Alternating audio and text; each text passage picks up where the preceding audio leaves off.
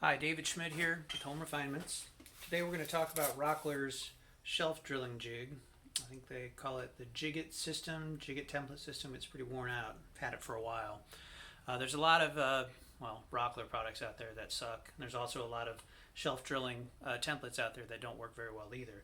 This thing is super simple and weirdly I love it. So a couple things about it.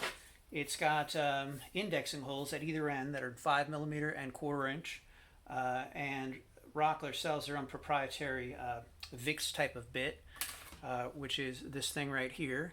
Now this has a brad point bit, which is excellent for drilling shelf pin holes because you have very little tear out that way. The problem with brad point bits is it's really easy to mess them up, and of course sharpening them is really hard as well. So this little sleeve here actually protects that very well. Every once in a while I'll squirt this up with a little bit of silicone lubricant, keep it spinning out. If it ever does seize up on you and the bit sticks out like this, stop, clear your little clog there with, it's usually a wood shaving that's doing it.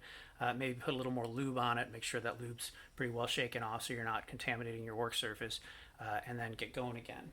So in this case I'm using a pneumatic drill. I like them a lot because they spin really fast, and they also stop really fast. But by no means do you need that. Just any cordless drill will work great. You also notice on this jig that there's spacing closer to the edge, which is 1 7/16, and then farther from the edge, which is 2.5. I generally use the closer spacing 1 7/16. And the other great thing about this is it's totally symmetrical in from each side. So you can call either one the top or the bottom and rely on that pretty solidly.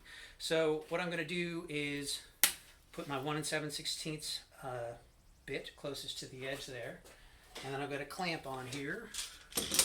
Any kind of clamp will do. I like these because they're good and fast. You can almost operate them one-handed.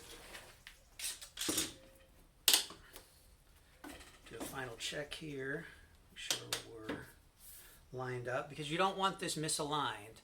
You get your shelf spacing, your pins misaligned, and you're going to have shelves that rock, and nobody wants that. So here I'm going to start on the third hole up. Oh, very important also, let's give ourselves a reference mark. Just pencil, which we can later remove with naphtha or lighter fluid. So I know that this is the bottom, this is the flush edge. I'm going to start on my third hole. And actually, before I even do that, I'm going to get up to the second to the top hole, which I'll explain later. I'm going to drill this one first, and I'm going to be nice and careful and make sure it's good and plumb. And I'll explain why in a minute. So here we go, starting on our third hole. That's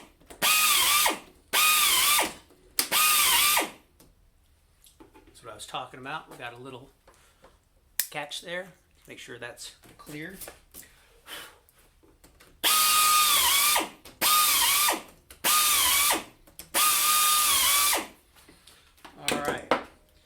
Now, here's the cool part of this jig. In order to continue our spacing there, they give you these reference holes, again in 1/4 inch and 5mm. We're going to use a 1/4 inch drill bit here. Do not use a shelf pin. A shelf pin isn't a full 1/4 inch in its size. That'll allow a source of air and you'll have problems. So that second to the top hole, I made sure was good and plumb when I drilled it. Put my bit here through the 1/4 inch hole, line it up with my reference hole. Make sure it's seated really good and tight there. And I'll go ahead and clamp the other end. And if it's down all the way, you don't really even need to clamp this other end. All right, and I know that I'm going to finish on the very end hole, so I'll complete my series of holes.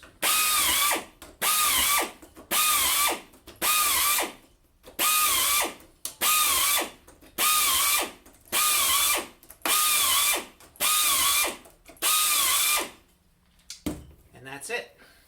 So that's one completed row of holes, and then when I start the other one, I'll invert this and just make sure that the jig is flush on the bottom edge, which I referenced with the up arrow. Hope that's helpful. If you liked the video, give it a thumbs up and feel free to subscribe.